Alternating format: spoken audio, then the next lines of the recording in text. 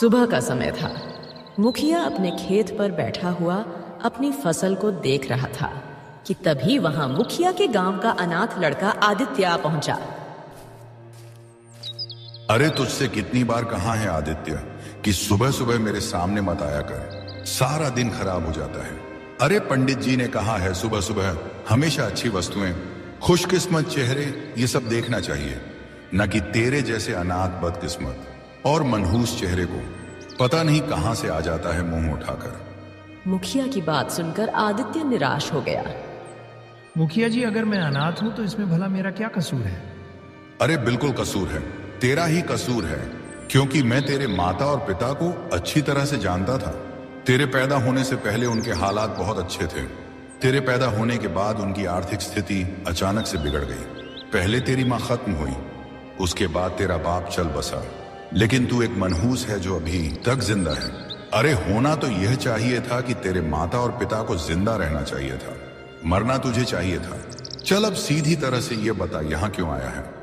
आदित्य का दिल मुखिया के तानों से छल्ली हो चुका था, लेकिन फिर भी उसने अपने आंसुओं को रोकते हुए कहा, मुखिया जी, मैं एक अनाथ हूं, मुझ पर थोड़ी सी दया कीजिए। अरे साफ साफ कह दे भैया, कहना क्या चाहता है, बोल। मुखिया जी, मैंने 2 दिन से कुछ नहीं खाया है। पिछले कई दिन से गांव के हर घर का दरवाजा खटखटा चुका हूं काम मांगने के लिए, लेकिन कोई हमको काम ही नहीं देता है।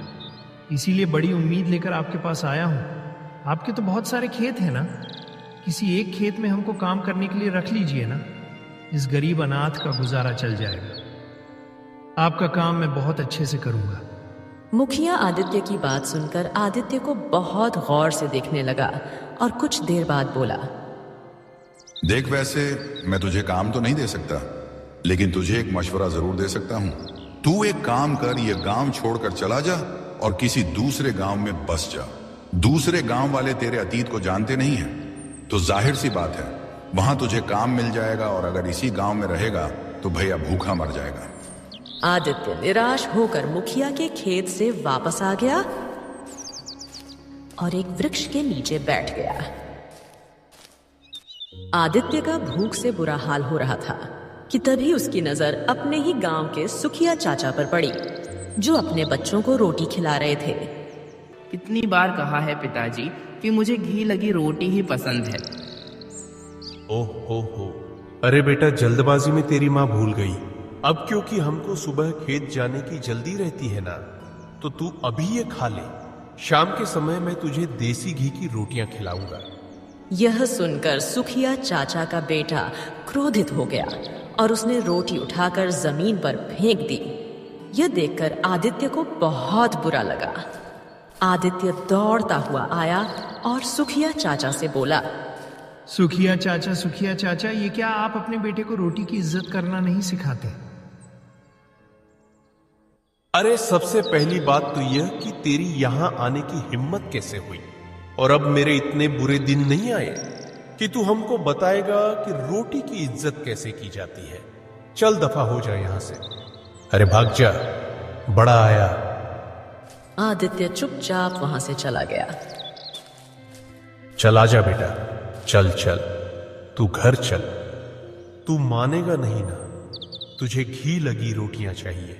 चल, मैं तेरी मां से दोबारा रोटियां बनवाता हूं। चल बेटा चल। आदित्य फिर से आकर उसी वृक्ष के नीचे बैठ गया। तभी वहां पर आदित्य की पड़ोसन बिंदिया आ गई। बिंदिया के माँ बाप भी बहुत ही ज्यादा गरीब थे। अरे आदित्य, तेरा चेहरा क्यों उतरा हुआ है?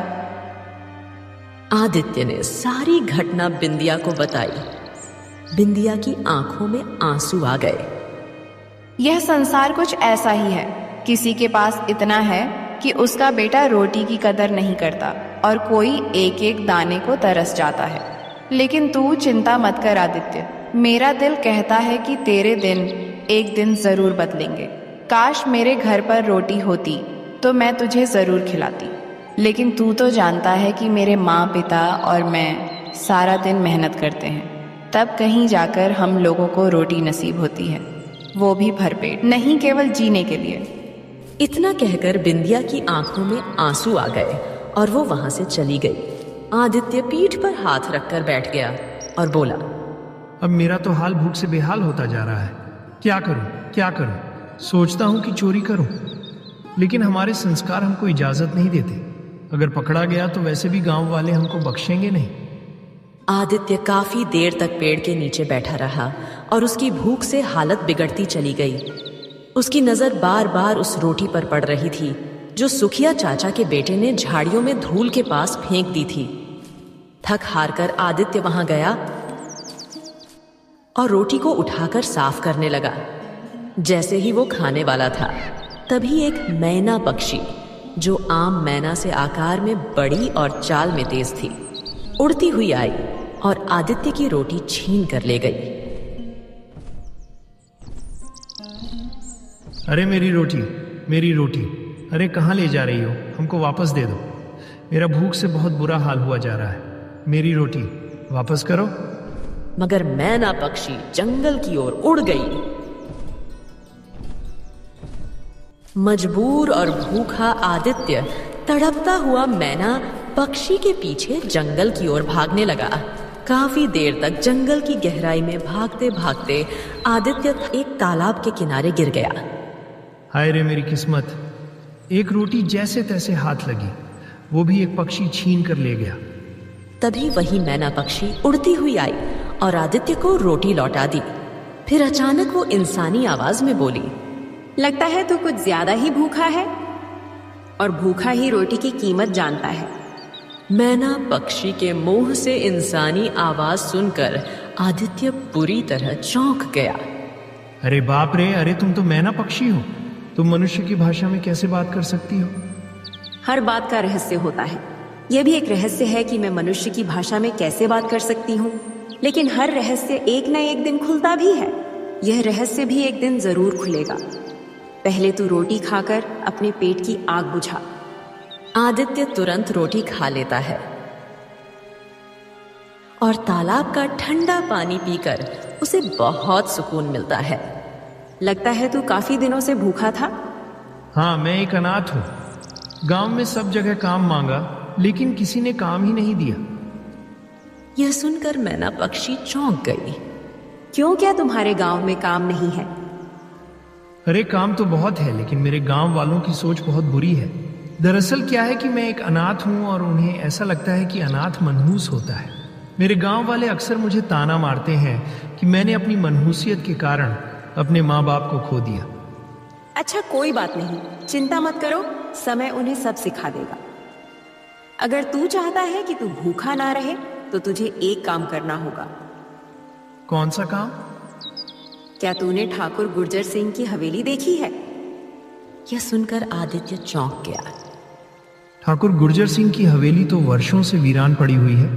कहते हैं कि बरसों पहले ठाकुर गुर्जर सिंह अपनी पत्नी के साथ किसी रिश्तेदार की शादी में गया था और फिर आज तक कभी वापस नहीं आया। मैं तुझे केवल यह बताना चाहती हूँ कि ठाकुर गुर्जर सिंह की हवेली के पीछे एक मंदिर है जो वर्षों से बंद पड़ा हुआ है। मैं चाहती हूँ कि तू उस मंदिर को खोले। मंदिर का बंद रहना शुभ नहीं है।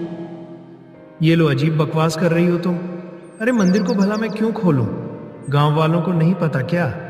और वैसे भी मुझे काम की जरूरत है, मुझे पुजारी नहीं बनना। जो मैं कहती हूँ उसे करके तो देख, तुझे रोज रोज भूखा नहीं रहना पड़ेगा। आदित्य गहरी सोच में डूब गया और कुछ देर बाद बोला, हाँ ठीक है, चलो मुझे मंजूर है। मैं कल ही उस मंदिर को खोलकर साफ सफाई कर दूंगा। और मैं तेरे साथ ही रहूंगी। देखो, मुझे तो कोई ऐतराज नहीं है, लेकिन किसी दूसरे के सामने मनुष्य की आवाज में बोलने की गलती बिल्कुल मत करना।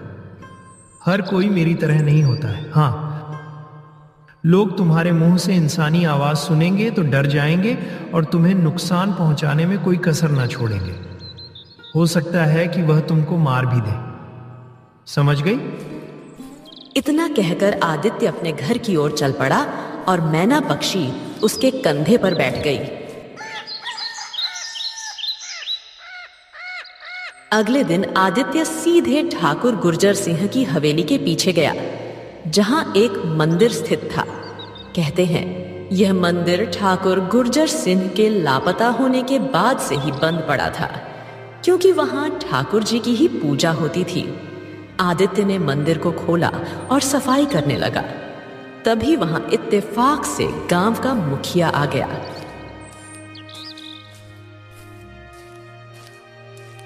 आदित्य को मंदिर में देखकर वो बुरी तरह क्रोधित हो गया। अरे ये क्या मंदिर में आदित्य? अरे तेरी हिम्मत कैसे हुई मंदिर के अंदर प्रवेश करने की? तूने इस वर्षों पुराने मंदिर को क्यों खोला रे? राम राम राम, हे भगवान। मुखिया जी, मंदिर का बंद रहना अशुभ होता है, इसलिए खोला। मुखिया गहरी सोच में डूब गया। अरे बात तो तूने पते की कही है, लेकिन अब जब तूने मंदिर खोल ही दिया है तो गांव के मुखिया होने के नाते जिम्मेदारी मेरी बनती है कि मैं यहां किसी पुजारी को नियुक्त करूं। और हां, मंदिर की साफ सफाई की जिम्मेदारी भी मेरी है।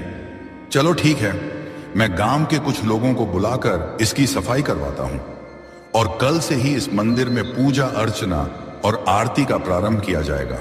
और अब से तुझे मंदिर में घुसने की कोई जरूरत नहीं है। आदित्य गुस्से से मंदिर से कुछ दूर चला गया।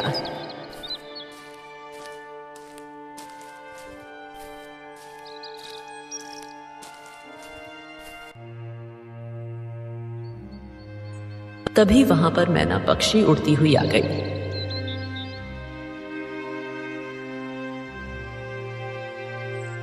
अरे क्या बात है, कल तो तुम्हारे चेहरे पर भूख नजर आ रही थी, लेकिन आज तुम्हारे चेहरे पर क्रोध आ रहा है। अरे केवल तुम्हारी वजह से ही क्रोध नजर आ रहा है मेरे चेहरे पर। तुम्हारे कहने पर मैंने मंदिर खोला, साफ सफाई की, और तभी आदम के मुखिया जी मुझे बुरा भला कहकर धक्के मारकर भगाया है। और कहते हैं कि पुजारी भी वही नियुक्त करेंगे और मंदिर की साफ सफाई भी वही करवाएंगे। और मैं तो मंदिर में भी नहीं आ सकता, ऐसा बोला। मैना पक्षी हंसने लगी। तो इसमें बुरा मानने की क्या बात है? भगवान तो मन में बसते हैं। ये सुनकर आदित्य चौंक गया। हो तुम्हारी बातें तो मेरे समझ से बाहर है। अगर भगवान मन में बसते हैं तो मंदिर क्यों खुलवाया, बताओ। कभी कभी हमें कोई बात बहुत बाद में समझ आती है। इसका मतलब ये है कि वह बात समझने का अभी हमारे लिए समय नहीं है।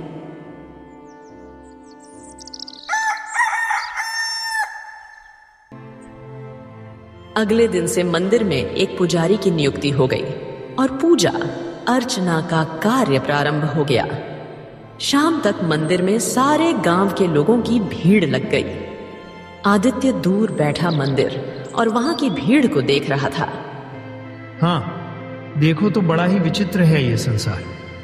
कल तक लोग इस मंदिर के सामने से गुजर जाते थे और किसी को होश नहीं था कि यह मंदिर बरसों से बंद पड़ा है। मैंने मंदिर का दरवाजा खोलकर उसे साफ करने का प्रयास किया तो मुझे ही धक्के देकर बाहर निकाल दिया गया। और आज गांव वाले मंदिर में पूजा तो ऐसे कर रहे हैं जैसे यह मंदिर उनके मन में कितने करीब रहा हो, क्या कहें। तभी आदित्य की नजर एक भिखारी पर पड़ी जो मंदिर की सीढ़ियों पर बैठा था। ये तो बड़ी विचित्र बात है। इस भिखारी को तो मैंने कभी भी अपने गांव में देखा नहीं और ये गांव का है भी नहीं। अब ये अचानक से कहां से आ गया। भिखारी सबसे भीख मांग रहा था, लेकिन कोई भी उसे भीख नहीं दे रहा था। कुछ देर बाद आदित्य अपने घर चला गया।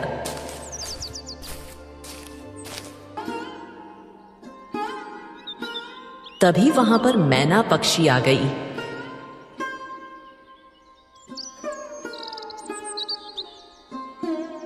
मुझे तो अब भूख लगी है। सब्र करो। क्या तुमने मंदिर के बाहर सीढ़ियों पर उस भिखारी को नहीं देखा? हाँ, देखा है। और वो भिखारी है कौन, कहां से आया? कुछ समय बाद पता लग जाएगा। बस यूं समझ लो कि अब तुम भूखे नहीं रहोगे। आदित्य चुप हो गया।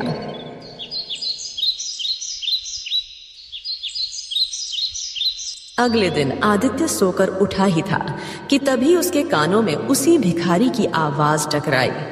एक रोटी दे दो, एक रोटी दे दो, देने वाले का भला होगा। मुझे वो रोटी चाहिए जो तुम्हारे लिए बेकार है।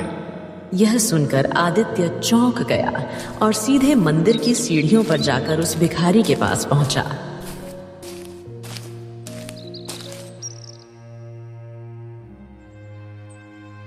ए बाबा, कौन हो तुम? मतलब भीख मांगते तो कई लोगों को देखा, लेकिन तुम्हारा भीख मांगने का अंदाज तो बड़ा ही विचित्र है।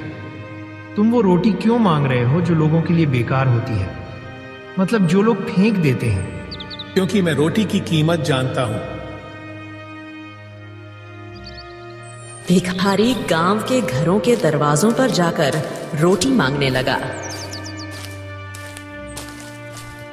कुछ देर बाद वो मुखिया के दरवाजे पर पहुंचा। मुखिया ने दरवाजा खोला। लगता है तू किसी दूसरे गांव का भिखारी है। एक रोटी दे दो, भगवान तुम्हारा भला करेगा।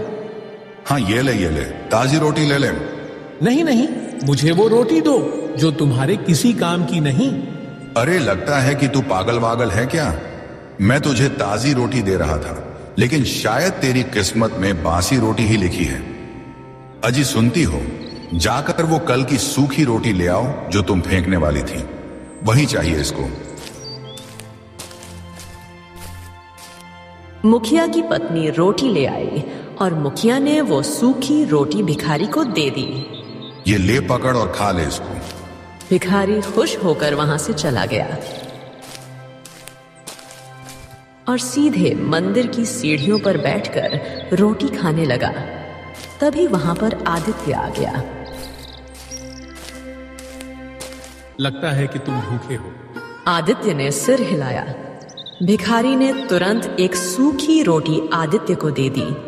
पेट की आग को बुझाने के लिए रोटी काफी होती है। भूख यह नहीं देखती कि रोटी सूखी है या ताजी। भूख केवल रोटी चाहती है। आदित्य ने तुरंत वो रोटी खा ली। तभी वहां पर मैना पक्षी उड़ती हुई आ गई और आदित्य के कंधे पर बैठ गई।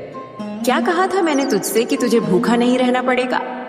आदित्य ने कोई उत्तर नहीं दिया। उस दिन के बाद से आदित्य रोज दोपहर और शाम को उस भिखारी के पास आने लगा और भिखारी रोज उसे वही सूखी रोटी दे देता। धीरे धीरे वो भिखारी गांव में सूखी रोटी मांगने वाला भिखारी के नाम से प्रसिद्ध हो गया। गांव के सभी लोग उसका मजाक उड़ाते, लेकिन आदित्य को ऐसा लगता था कि उस भिखारी में जरूर कोई बहुत बड़ा रहस्य छुपा हुआ है। समय ऐसे ही बीतने लगा और एक दिन आदित्य ने उस भिखारी से कहा, मैं तुमसे दोबारा पूछता हूँ बाबा, ये बताओ कि तुम सूखी और बासी रोटी ही क्यों लेते हो? भिखारी रहस्यमय अंदाज में मुस्कुराया। क्योंकि मैं जानता हूं कि रोटी की कीमत क्या होती है। अरे ये बात तो तुम पहले भी कह चुके हो, लेकिन मैं अभी तक समझ नहीं पाया कि तुम असल में कहना क्या चाहते हो। भिखारी आदित्य को मंदिर के पीछे ले गया, जहां एक खंडहर था जो झाड़ियों से ढका हुआ था। भिखारी ने झाड़ियां हटाई और आदित्य को अंदर ले गया। आदित्य ने देखा कि वहां भिखारी ने एकत्र की हुई ढेर सारी सूखी बासी रोटियां रखी थीं, जो अब पूरी तरह सूख चुकी थीं। ये क्या है बाबा? तुम रोटियों को यहाँ पे इकट्ठा क्यों कर रहे हो?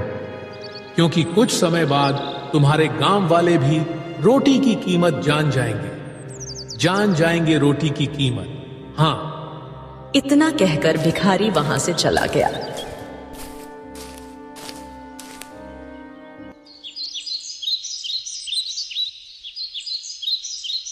कुछ समय बाद आदित्य के गांव में भयंकर सूखा पड़ गया।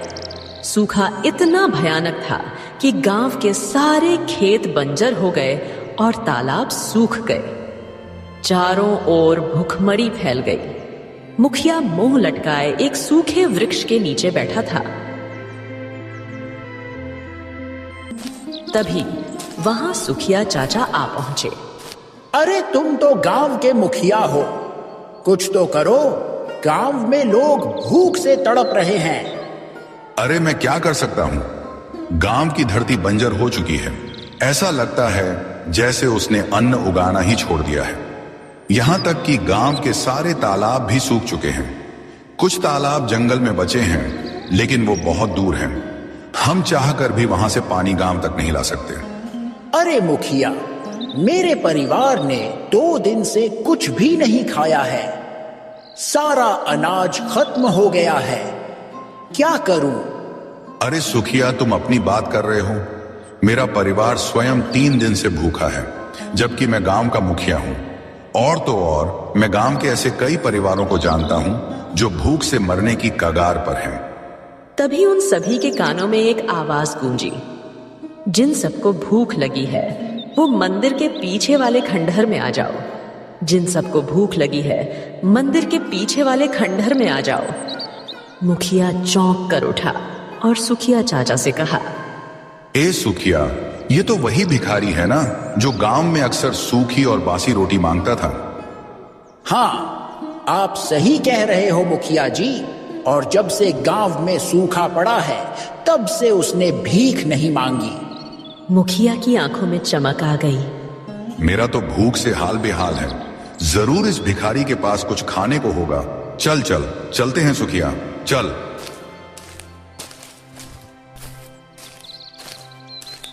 कुछ ही देर में मुखिया, सुखिया और सारा गांव दौड़ता हुआ मंदिर के पीछे खंडहर पर जा पहुंचा। भिखारी ने तुरंत झाड़ियां हटाई और गांव के मुखिया की ओर देखा। वो देखो, अंदर रोटी का ढेर है, जाओ। मुखिया जैसे ही अंदर गया, क्रोधित होकर बाहर आया। अरे यह क्या है भिखारी? अरे ये तो वही रोटियां हैं जो तूने हमसे भीख मांग कर ली थी और अब तू हमें ही खिलाना चाह रहा है। क्यों? देखो, अगर तुम्हें भूख लगी है तो तुम्हारे पास केवल यही खाना है, अन्यथा कुछ भी नहीं है। क्योंकि सूखे की मार केवल इस गांव में नहीं बल्कि पूरे राज्य में है। दूर दूर तक तुम्हें कहीं अन्न नहीं मिलेगा। जिंदा रहना है तो इस रोटी को खाकर ही जिंदा रहना हो। मुखिया की आंखों में आंसू आ गए। सुखिया चाचा की आंखें भी भर आई। तभी सुखिया का वही बेटा जिसने रोटी फेंक दी थी अपने पिता के पास आया। पिताजी, यह रोटी कैसी भी है, मुझे दे दो। मुझे बहुत तेज भूख लगी है। अगर मुझे रोटी नहीं मिली तो मैं मर जाऊंगा। हाँ पिताजी, रोटी दे दो। सुखिया ने तड़पते हुए अपने बेटे को गले लगा लिया। अरे मेरे बेटे, रो मत मेरे बेटे। सुखिया ने मुखिया से कहा, मुखिया जी, हम तैयार हैं। हम किसी भी तरह से अपने अपने पेट की आग बुझाना चाहते हैं। हाँ, और मैं भी। कुछ ही देर में सारा गांव उस खंडहर से सूखी रोटियां उठाने लगा और उन्हें ऐसे खाने लगा जैसे उनके सामने कोई स्वादिष्ट व्यंजन परोसा गया हो। आदित्य यह दृश्य देख रहा था। मैना पक्षी उसके कंधे पर बैठी थी। आदित्य भिखारी के पास पहुंचा। देखा तुमने, यह होती है रोटी की कीमत। वही गांव वाले जो इन्हीं रोटियों को बेकार समझते थे और मुझे दे देते थे, आज यही रोटियां कैसे खा रहे हैं। देखो देखो। हाँ, अब मैं समझ गया। लेकिन बाबा, आखिरकार आप हैं कौन? भिखारी मुस्कुराया। तभी मैना पक्षी उड़ती हुई भिखारी के कंधे पर जा बैठी। मैना पक्षी और वो भिखारी रंग बिरंगी चमक में परिवर्तित हो जाते हैं। कुछ ही क्षणों में वो मैना पक्षी एक स्त्री में बदल जाती है और वह भिखारी सेठ गुर्जर सिंह में। यह देखकर आदित्य और सारे गांव वाले चौंक जाते हैं। मुखिया दौड़ते हुए आता है। अरे, ये तो हमारे गांव का सेठ गुर्जर सिंह और उनकी पत्नी है जो बरसों पहले रिश्तेदार की शादी में गए थे, लेकिन वापस लौटकर कभी नहीं आए। सुखिया चाचा भी दौड़ते हुए आते हैं। सेठ जी, आखिरकार ये क्या रहस्य है? सेठ गुर्जर सिंह मुस्कुराते हुए सबकी ओर देखते हैं। मैं बताता हूँ। बरसों पहले मैं सेठ गुर्जर सिंह अपनी पत्नी के साथ बैलगाड़ी में रिश्तेदार की शादी से लौट रहा था। हमने सोचा कुछ देर तालाब के किनारे बैठकर आराम कर लेते हैं और खा पीकर फिर चलते हैं। हम दोनों बैलगाड़ी से उतरकर तालाब के किनारे बैठ गए और रोटी सब्जी निकालकर खाना खाने लगे। भोजन के बाद मेरी पत्नी बची हुई रोटियां झाड़ियों में फेंक देती है। तभी वहां एक साधु आ जाता है और बोलता है, यह तुम क्या कर रही हो? तुमने जो रोटियां फेंकी हैं वह पाप है। मैंने कहा, हमारा पेट भर चुका है, अब हमें रोटियों की कोई आवश्यकता नहीं और वैसे भी गांव तक पहुंचते पहुंचते यह सूख जाएंगी। यह सुनकर साधु क्रोधित हो गया और बोला, जिस जंगल में तुम जा रही हो वहां तुम्हें सैकड़ों लोग मिलेंगे जो भूखे होते हैं। तुम यह रोटियां उन्हें देकर पुण्य कमा सकते थे। फिर मैं घमंड आकर बोला, तो इसमें हम क्या करें? क्या हमने उन्हें रोटियां खिलाने का ठेका ले रखा है? फिर साधु ने कहा, समझ गया, तुम्हारा पेट भरा हुआ है और तुम्हारा मन घमंड से अंधा हो चुका है। रोटी की कीमत, रोटी की कीमत। रोटी अनमोल होती है और यह कीमत तब समझ आती है जब कोई कई दिन से भूखा हो और उसके सामने एक सूखी रोटी हो जो उसकी जान बचा सकती हो, लेकिन वो रोटी भी इतनी आसानी से ना मिले। और जब तक तुम दोनों रोटी की कीमत नहीं समझोगे तब तक तुम श्रापित रहोगे।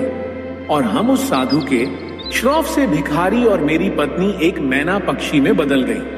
हम दोनों अपने बदले हुए रूप को देखकर फूट फूट कर रोने लगे। हमें रोते देख साधु को हम दोनों पर दया आ गया और बोला, दिया हुआ श्राप वापस नहीं लिया जा सकता।